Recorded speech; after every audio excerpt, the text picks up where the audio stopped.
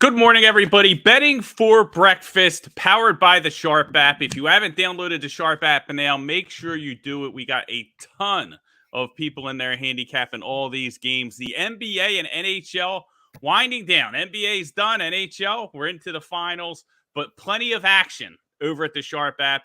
Make sure you download it, be a part of the community. Listen, I hit a bunch of CFL bets last night. Canadian Football League, Winnipeg. We hit the first half under. We hit the full game under. Everything popping off in the Discord. The links are below. But listen, off last week, Chow Line is back open. We're open for business here. We got a lot on the menu still. USFL, UFC Austin, PGA US Open, Major League Baseball. All that stuff's going to carry us through before we start getting into college football season. So I'm Mark Drumheller here with Dave Gleckner. Dave, shining bright today. It's How green. we making out? It's It green. is green. You know what green means? It's good. You're blended with the logo a little bit. Yeah. You know, the highlighter? Yo, green is money. And we That's took right. off last week, let a couple people down. I know you guys were all shouting out, but hey, we're back to make that money this week. Give it a shot. We had a huge week the week before. I think overall we were like 6-1. So it's nice. It's looking good that we can keep this steam train rolling. But yeah, feeling good. Got a lot of good games on the plate today with MLB, but then the U.S. Open. Loving the U.S. Open. What an event going on right now. It's gonna change a little bit over the weekend with some of the weather, but I'm excited for that as well. That's awesome, man. Yeah. So, the NBA is wrapped up, and now we got a little bit of time before, college football. So we got some stuff to keep us busy for sure. Dave, let's start with Major League Baseball, right? Now, we're in full season. We got a lot of things going on locally. The Phillies, red hot. I think they're 14-2 in their last 16 since they canned Girardi. Lots of good stuff going on in baseball. How the bets hitting? The bets are hitting good. Real nice. Steady as they come, and steady's good. We definitely have been just on the positive side for almost every day. Still working with our boy Tech Money. We'll have a show out tomorrow on Sunday, going over a full slate of games as well. So it's been good, man. So let's see if we can keep that rolling. Awesome. Our guy Royo checking in, man. Glad you're hanging out with us, Shady. Listen, we're going to talk about UFC Austin. I took a little bit on the chin last week, but I'm going to come back swinging this week for sure. UFC was a little bit tough last weekend, but that's the good thing about the UFC, Dave, that I love is that it's always fighting season. It's always fighting season, never ends. You can always trust that, Uncle Dana is going to give you something to wager on. So back at it in the UFC. We're going to talk about that a little bit later, Shady. Right now, Dave, let's hit them with the baseball bets, Major League Baseball. What do we got cooking in the kitchen today? I'll give you two early on, so you can get out to a good start, maybe have a little barbecue, something, whatever you want later on, not have to worry about the card. Get some money early and run with it. And I'm going to start up in Canada with the Toronto Blue Jays and the New York Yankees. Who can stop the New York Yankees? Not many teams right now. But if there's one out there and there's one pitcher out there that I could trust to stop the New York Yankees, it's Alek Manoah and the Blue Jays. And the reasons being behind that are Manoah's had 2 starts against the Yankees this year, 12 innings, 1 earned run, 14 Ks. He's won both those games. There's something about the way that Manoah pitches. I mean, he's second in the MLB in ERA anyway at 1.67. I'm not saying anybody hits him, but the Yankees definitely don't. They only have 4 hits in those 2 outings. 1 hit in the first game, 3 hit in the second game. He's at home, even a better spot for him there. So I like the Blue Jays in this matchup. Jameson Taillon on the other side, good pitcher for the Yankees, surprising pitcher. But even his ERA is a little bit kind of inflated, we're going to look for a little regression there. He's had 2 starts against the Blue Jays. Both times he went out, 5 innings, 2 earned runs, nothing too special, sitting there near a 4 ERA. So I think it's a good spot for the Blue Jays. Blue Jays playing a lot better too. Vlad's starting to hit. Bichette's starting to hit. The boys up there, what are they? They've lost 2 in a row, but the Yankees have won 8 in a row. That's the other thing. So this is a huge game for the Blue Jays. So I like Manoah. He's already had success. One other thing I'll highlight in this game, Manoah's K prop is 5.5. I already gave you that he's got 7 in both games against the Yankees, only 6 innings. Hey, he gets 6 innings today. I think we get there. Get a little splash on the K prop. Take the Yankee killer, man. Listen, us being from Philadelphia, we like to see these successful New York teams lose every now and then, right? Ooh. It doesn't really sting us too bad. We don't mind that. I'll tell you, Dave, it's funny because that reminds me real quick. Like growing up as a kid, like I always rooted for the underdog, and I think that's where it comes from. But like some of these like super successful franchises, I just can't get behind, and it really like stings me. Like the way Golden State won the NBA title really stings me. It's like another thing now. They're like comparing, Curry to the best players all time, which I think he is. Revolutionized the game. Like Curry's awesome, but I don't know, man. Like some of these guys like Clay and Draymond, I feel like they got a free ride. But I always like rooting for the underdog. So NBA stung me a little bit watching Golden State take it. You don't want to get me started on the Klay Thompson thing. 5 for 20.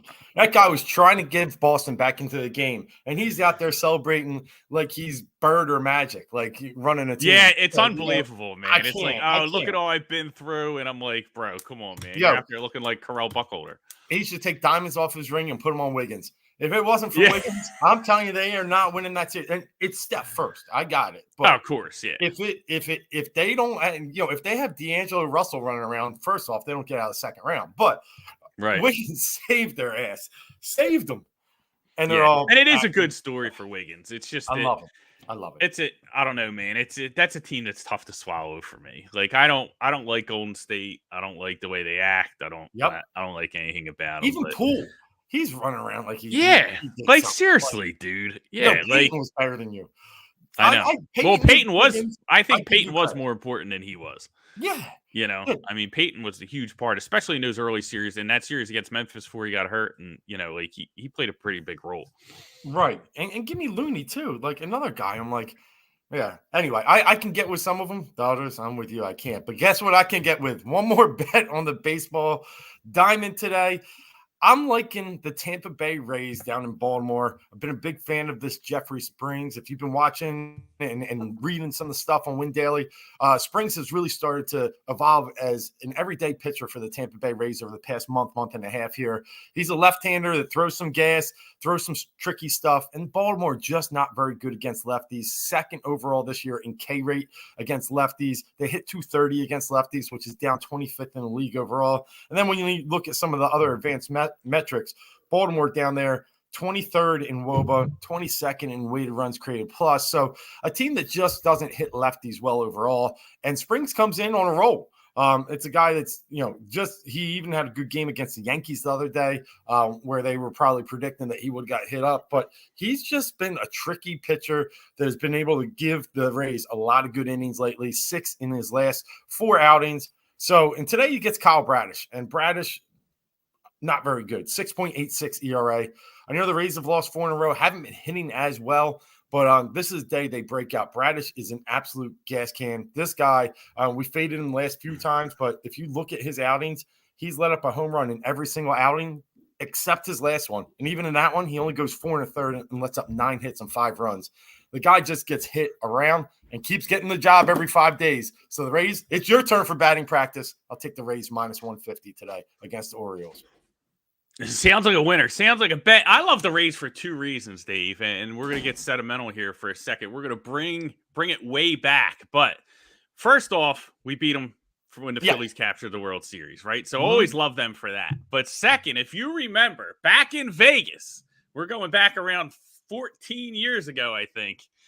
We were in Vegas watching those Yankees fans in disbelief when Matt Garza was ringing them up for the Tampa Bay Rays in the playoffs. We were going crazy in the sports book because we were on the Rays and everyone else was on the Yankees, and Garza was throwing gas, and they ended up with the big upset. It was tremendous. The Yankee killer. I remember we might have even been in New York, doing a little party against New York. It was Garza. Remember him?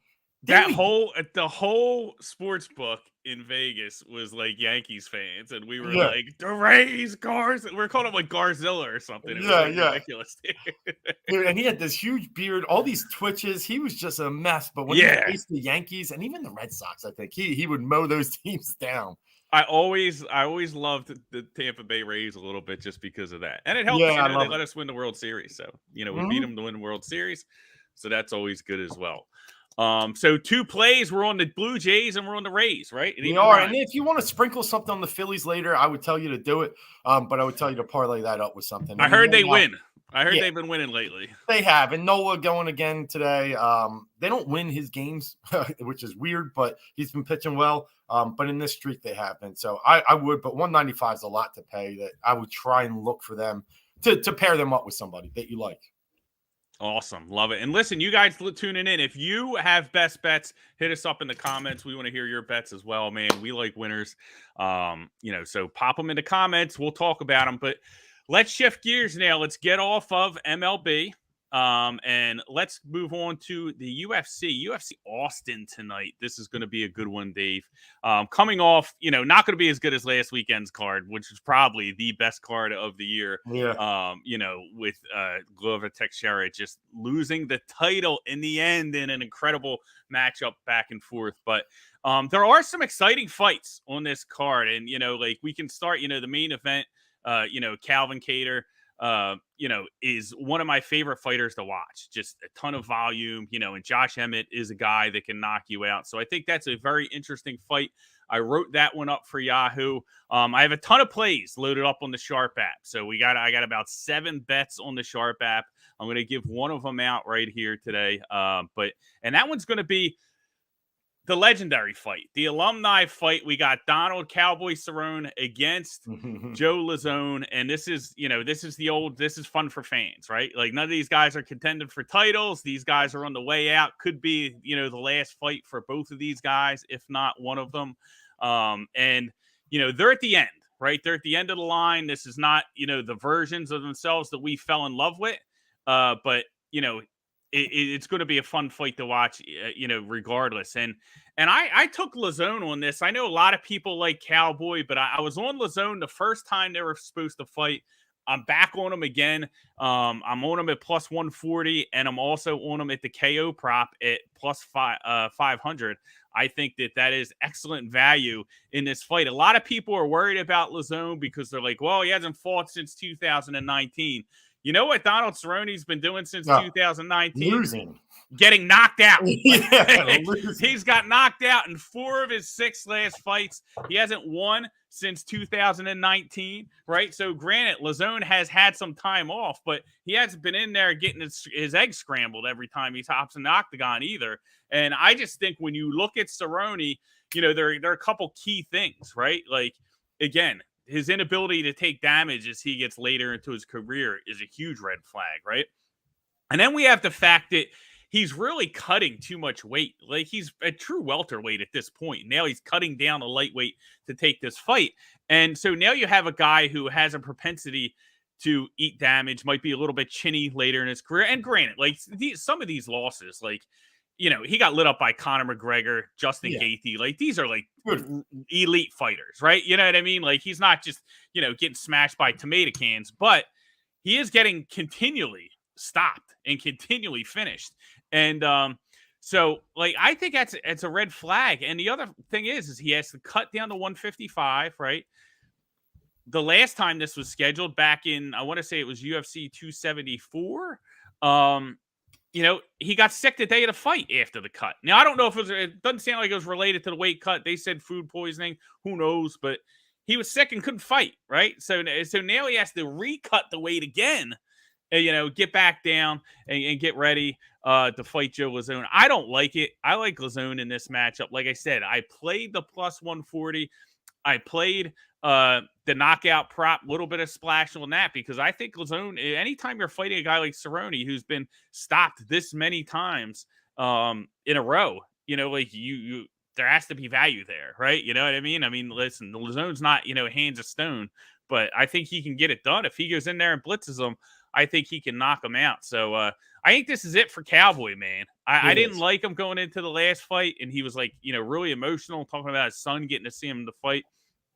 To me, that's a bunch of distractions. I like Lazzone here. I think he tunes him up, knocks him out. I think we cash, the plus 500, and, we go to the bank with it. I love it. Listen, Cerrone one of those guys we grew up. He started like fighting on, what was it, MTV? There was somewhere. Oh, the WEC, back in the WEC with Pettis. Like they used to like and then and then it was like Jens Pulver. Remember Jens Pulver, yes, man? I saw Jens Pulver. I didn't even recognize him. I saw him recently. He was in some kind of interview doing some kind of YouTube thing, and I was like, wow, they didn't even recognize the dude. Yeah, when I think Pulver, I think Urias Faber. Like those types of guys, right? And Cerrone's still hanging around. This guy's been a fan favorite. I mean, we all loved that he would bring knockout power, knockout energy to the fight. The guy would not try and go the distance. He wanted to, whatever it was, he wanted to leave it all out there. But you're right. Later in the career, it's been a mess, and it's actually sad to see him keep going. It'll be tough. Well, I hope this is it. You know what I mean? Because like I said, hasn't won since 2019. Has been stopped like 4 of his last 6 fights. Like, you know, this is it to hang it up. I think this is the last time we're going to see him. And I think it's going to be a pretty rough go. I'm with Boston, still with Boston. Celtics didn't come through with me. We're going back to Boston. Joey Lazone, our guy Shady's got some picks he's lining up, man. He's got the Halls Giannis parlay. I have a couple 2-fighter parlays on the Sharp app. This one is not one of them though. Like Giannis, I get worried a little bit about Hall sometimes, man. Not saying it's not going to hit. I mean, this one looks like a winner, but Hall's, you know, you can kind of, I'm a little bit worried about his durability as if it gets later into the fight, but who knows? He's a little coin flippish for me, but definitely could hit. Love it. Dirty Bird Tim Means. A lot of people I know and respect are on Tim Means. I think that's an excellent pick. Big fade on Cowboy. He knows, man. Shady knows. When Shady knows, you got to jump on it. And that's a public line to me. Like that's like, you know, he hasn't fought in 3 years, and this guy, we love him. Like, and he's going to win his next fight. Yeah. So this is not like, he can be prom king. Like, we can make him prom king. Yeah. You can love him. All that stuff's great. I'm not putting my money on him. Going to cash in on Joe Lazone tonight. Wells money line. This is going to be a good fight. That one's a tough one. I'm not sure if I agree with that one. That one's a tough one. But, you know, listen, Shady's been a lot hotter than me. Like I said, I took some lumps. I was sitting on the couch with a pack of peas on my chin after that card last weekend. So not a very good result for me. So hopefully I get into back on the winning track. And he talked about Joe, just big brother Pierce. Yeah, definitely. But going to be a ton of fun, these fights tonight, I think. And the main event's going to be great. Cater and Emmett, you know, Cater's thing is volume. He's going to go in there and he's extremely durable. One thing, you know, to keep in mind with this one, you have a guy like Josh Emmett who is second in featherweight, I believe featherweight history as far as knockdowns per fight. He's knocked somebody down, I think, in like his last 4 fights at least once. His really, you know, has a ton of power. And then you have a guy like Cater who is volume based, right? And he's a guy who's extremely durable, has never been knocked down in his UFC career. So, and he took a record number, 445 strikes against Max Holloway. Holloway turned his face into mincemeat, beat him very handily in a 5-round fight. But Cater didn't go down. So that's the kind of thing. You got your power against your volume in this fight. Going to be definitely a good one. You know, another thing to keep in mind, right? This is Emmett's first 5-round fight. So this is his first main event. This is Cater's 4th in a row, right? So Cater is used to this type of fight, the pacing, the 5 rounds, all that stuff. But pretty big line on Cater. You know, I think he's around minus 235 or somewhat around that spot. So, you know, going to be a good one in the UFC. Everybody make sure you tune in. Like I said, all plays loaded up on the Sharp app. Get into Discord. People are going to be talking about it. We got an MMA channel in there. You can get in there and sweat out the fights with us. And, you know, they got some good specials for the pro subscription. So hop in there right now, get some more information. Links are in the description. But Dave, let's move on to the U.S. Open. Yeah. It's golf season, man. The sun is out. Cold drinks taste good. You know, they're out there swinging it. John Rahm, Colin Morikawa, lots of big names at the top of the leaderboard. How are we seeing the field?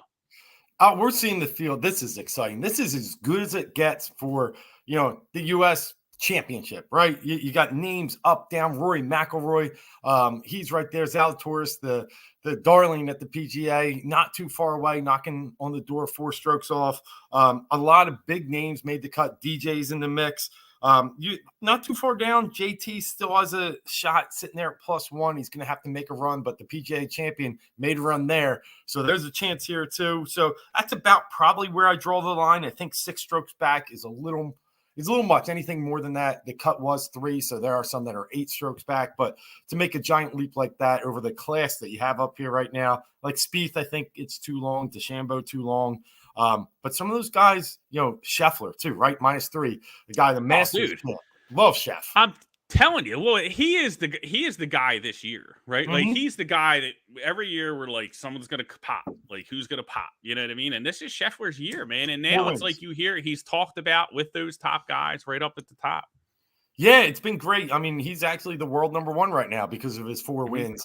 And I'll just say this before I get into my picks, but with all the drama going on in the world right now of golf and all this other over the seas stupid tournaments that they're trying to just pay money to get these guys to come play, it's been quite refreshing these first 2 days to watch big crowds, loud ovations, good energy, great golf. And that's what it should be. To water the sport down is a shame, and it's actually a sin. But that's what people are greedy. People are going to go out there and take the bag, and that's fine. I just hope they're never allowed back. That's my personal opinion. But as we get into this weekend, getting spicy with the LIV, right? Is that what it's called? The LIV? I don't even know what it's called. You know why they call it the LIV? Why? Because that is Roman numeral 54, and they only play 54 holes because we don't need to play 72. I'm serious. Stupidest thing in the world. They're like, we're gonna get. I can't even tell you how stupid that is. We're LIV. You're just throwing boatloads of money around, man. It's crazy. That's it. And those guys, some of these guys need to go take it. Like the Ricky Fowlers, the Patrick Reeds, the Bryson DeChambeaus, you're losers anyway. Go ahead. I was a little surprised at somebody like DJ that would jump over there, but that's fine. I mean, you figure his, I guess, father-in-law probably has like hundreds of millions, but I guess that's not good enough. I need my own hundreds of millions. But I can get into it for a while, but I'm just going to leave it as this is good golf this weekend. This is what we're looking for. And we're looking at a great last 2 days, especially Morikawa in the final group here. He was one of my pre-tournament picks. He was at 28-1 on some books. So real excited. Got some money in Morikawa. If we're looking long-term tournament here, if you want to dip down and just maybe sprinkle a little bit, Sam Burns is my other guy, 17-1. Really played well yesterday. Sammy B. Sammy B's a great golfer, probably the second hottest golfer behind Scheffler this year. And little JT could probably argue too, but between those three, Sammy B is 17-1, shot a 67 yesterday and had a double. It's a guy out there that I think has a shot has the tools, great approach player. These are small greens. I think him and Morikawa are great chances to win this tournament. But as I look deeper into the map today and what I really like, Drums, we talked about Sammy B, but one of the bets I like the most, I'm just pulling up the number here, looks like it is Will Zalatoris, -190. A little juice you'll have to play, but he's going against Thomas Pieters, a long golfer from the Germany, Austria area, but a guy that just cannot keep the ball in play.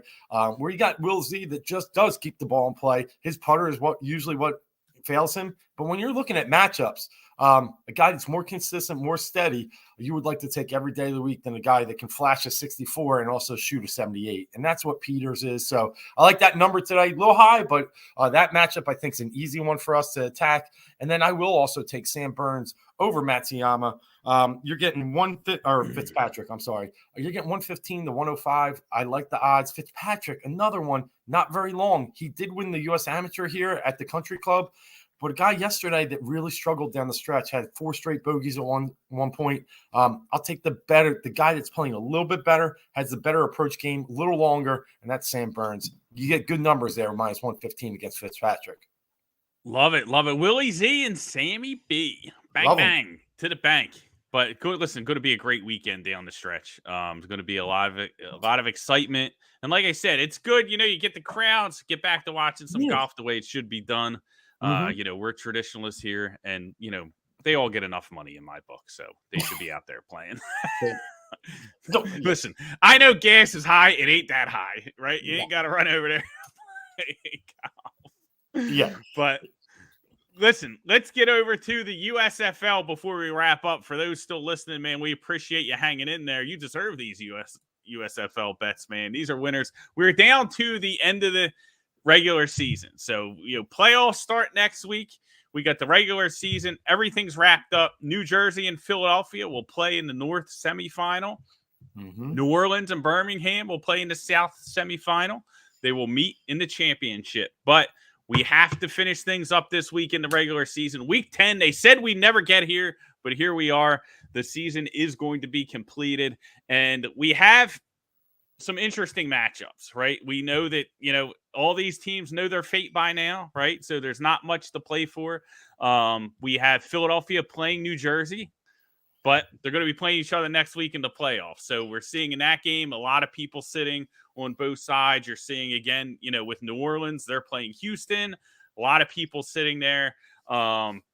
Birmingham, again, they looked pretty bad. I'll be interested to see what Birmingham does, because in that Birmingham-Tampa game, Dave, we have a dynamic, right? And this is the dynamic.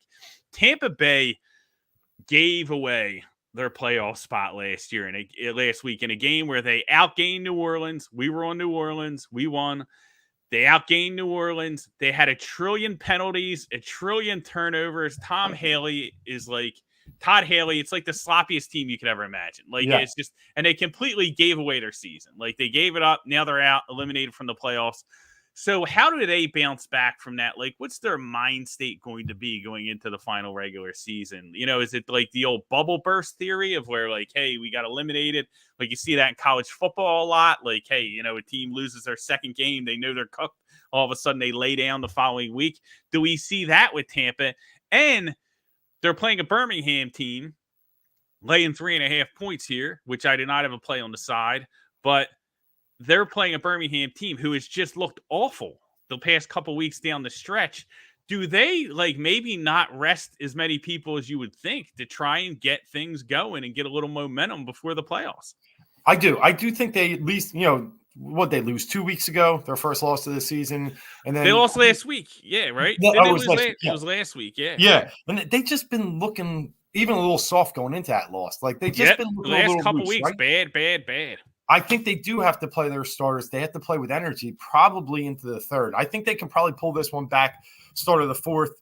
Take injuries aside, but even score aside, I think fourth is when you pull the plug. But I think you need to get out there and run these plays and get sharp, because next week, you could argue that New Orleans is the best team in the league right now. I think they're the most talented. I think those are the two best teams. Philly, New Jersey, probably 3 and 4, right?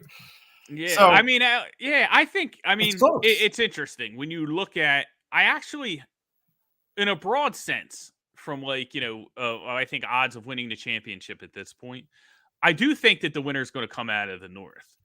Because I just don't believe in Birmingham at this point, the way they've played down the stretch, which maybe they come out today and they look like old Birmingham. And it's hey, you know what? Maybe we believe in them. But I think in the futures market, they're probably the worst odds on the board at plus 150, right? Because, you can get New Orleans at 300, you can get Philly at 450, you can get New Jersey at 225.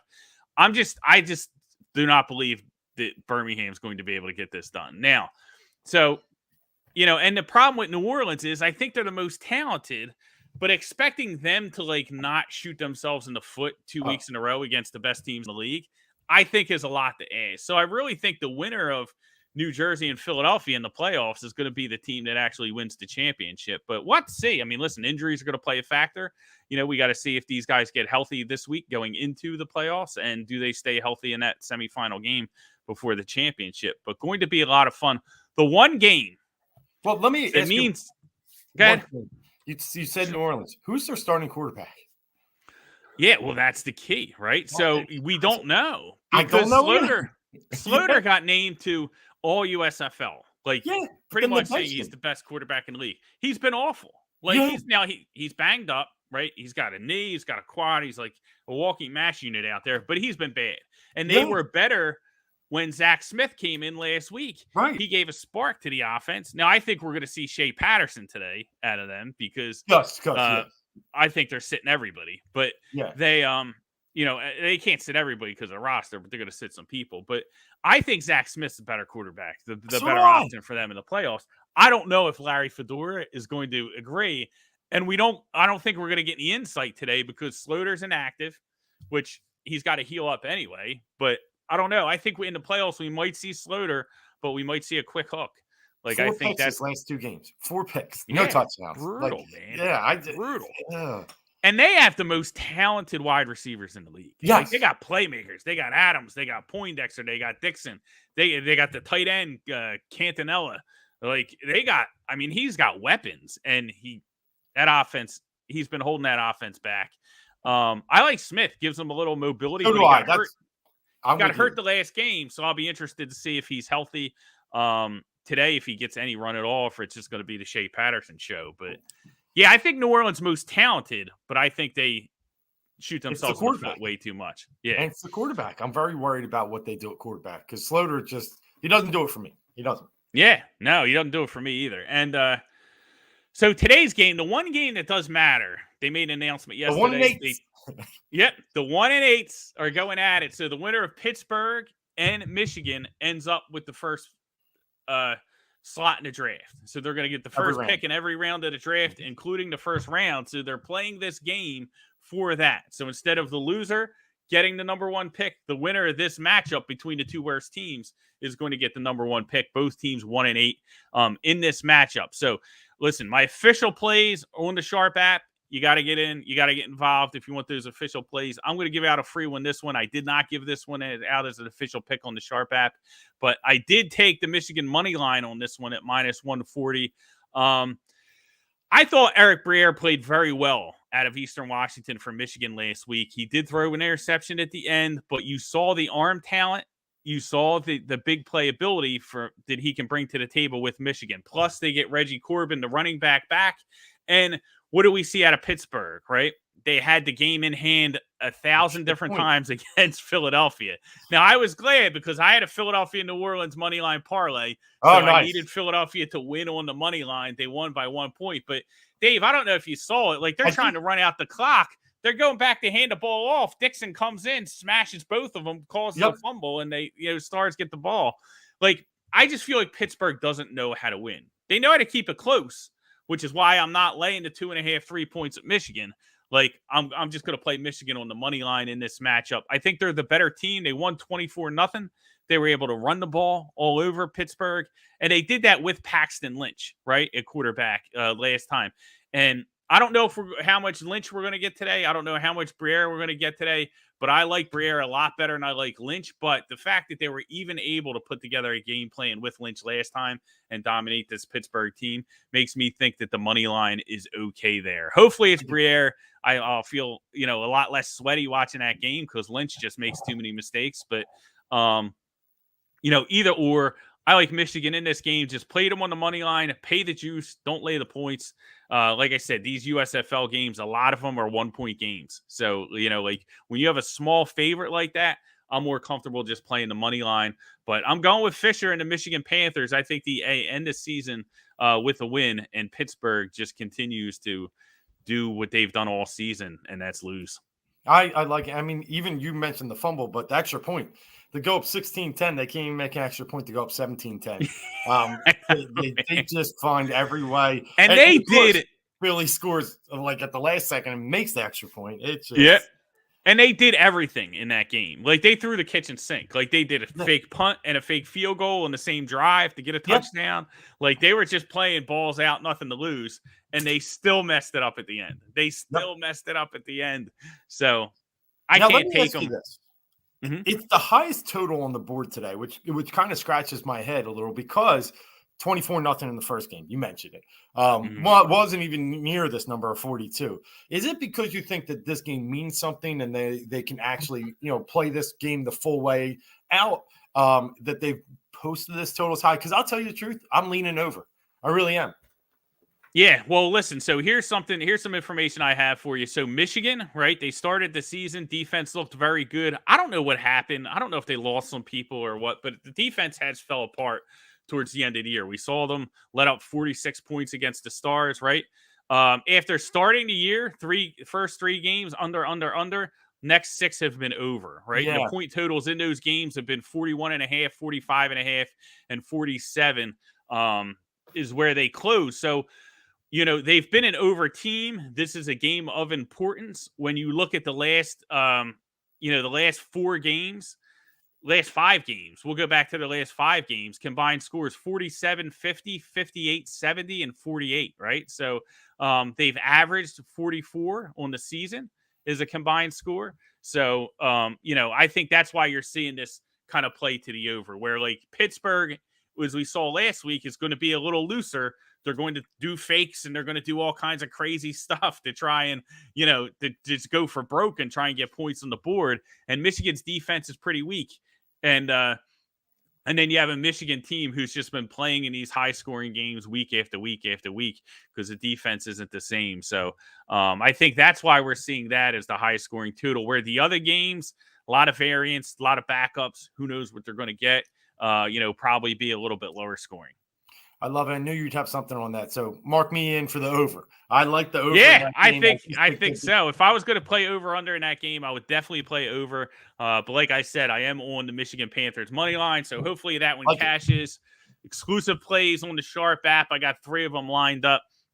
Got totals, got sides, got everything you need. So be a part of the community, get in there, or just hop into Discord, listen, and feel it out, sweat it out. Like I said, in the free Discord, we're in the chats. CFL, hitting all kinds of bets in there. USFL, everything. College basketball is going to be coming up. So if you just want to dip your toes in and get into the Discord, do that today. The link is below. Come be a part of the community because it's going to be a lot of fun as college football approaches. A lot of money to be made. Can't wait for the new season. We're going to be talking about that plenty in the weeks to come in the second half of the summer. So excited for that stuff. Dave, before we get out of here, right? Let's take it to the frozen pond real quick, right? Yep. Colorado and Tampa Bay, right? Hockey, not my thing. Listen, you guys want hockey plays? Follow Anthony in the Sharp app. He's the hockey guy. He kills it all the time. But was on Colorado the first game. Colorado and the over. Ended up hitting that. Was on the first period over. Hit that. Was in the full game over. Hit that. Hit Colorado. I'm kind of doing the zigzag a little bit here. I'm playing Tampa on the money line. How do you see this series playing out? Like, do you think that this is, Colorado can overcome this? Or do you think Colorado's a team that has been letting people down? You know what I mean? And now you have Tampa Bay more seasoned. They have the cups. They have the experience. How do you see this series playing out? Or if you have a play on game 2, how do you see that one playing out? I'm on Tampa myself. Yeah, so going into this series, a lot of Colorado love, and rightfully so. But let's remember what they had to roll through. Edmonton. Listen, that's like giving them the Flyers in the playoffs. Edmonton was not going to beat them, and Edmonton is plays zero defense, has 2 of the best players in the league, and McDavid and Draisaitl. I get it, but that was kind of easy as it could be. They had an easy path coming in, and it kind of really probably skewed the lines a little bit here. And with that said, I was on Tampa coming into the series. I'm on Tampa again now, plus 230. You can get them for the series. I just think, look, they lost the first 2 games to New York. They were down 2-0 in that third game in Tampa, and they came back and pretty much swept the series from there on out. They're a team that has heart, they have grit, they have determination, they're a champion. They're not going to be scared of anything. If you saw game 1, it kind of reinforced that for me. Down 3-1 in Colorado, and they scored 2 quick goals to make it 3-3. They had to fight off a penalty late in the third period, a couple of them, and they did. Unfortunately, it went Colorado's way in game 1. I actually didn't have a piece on it. I just had the series line, but I think now's my time to jump on it, and I am on Tampa in game 2. I think they have the better goalie. And I think they have the better special team. So if we can get this game into where we need it to be, I think Tampa's really live in both this game and the series. I love Colorado. I mean, they are special. Don't get me wrong. But we've seen what special does. And look back at the Boston and Golden State series. What really won that series, Drums? It was game 4. Game 4 was it in Boston, Golden State. And that was a testament to, champions' blood. That was Steph saying, I am not going home down 3-1. I'll put up 40. You can't stop me. And he did. And I think you might get a little of that with Tampa as this series goes on. Don't forget, Golden State lost game 1 too, right? and they came back and won the series, won 4 of the next 5. I think there's a lot of value in a team, and they're pretty healthy too. Tampa, I don't have any excuses for them. I think they can still win the series. So I'm on Tampa tonight. I'm on Tampa for the series, especially at 2:30. Going with the championship experience, but plus 130, you can still get Tampa. So you get Tampa money line plus money, and as Dave just talked about, we expect Tampa to win tonight. So what does that tell you? If you're going to enter the market to play the series winner and you're going to do it with Tampa, you want to do it now, right? Yeah. It's the best time to enter the market because they're going to knot up this series and those odds are going to get a lot closer to even money. After they win tonight, we expect them to win tonight. So if you are backing Tampa, you're seeing it the same way. Now's the time to play the series for Tampa. So we like that. I'm on Tampa plus 130. Didn't play the series yet, but I'm going to take it game by game, I think. I'm going to take it game by game on this one and just try and hit the money lines as we go through, and we'll see where we end up. But hopefully it's a profitable Stanley Cup Finals.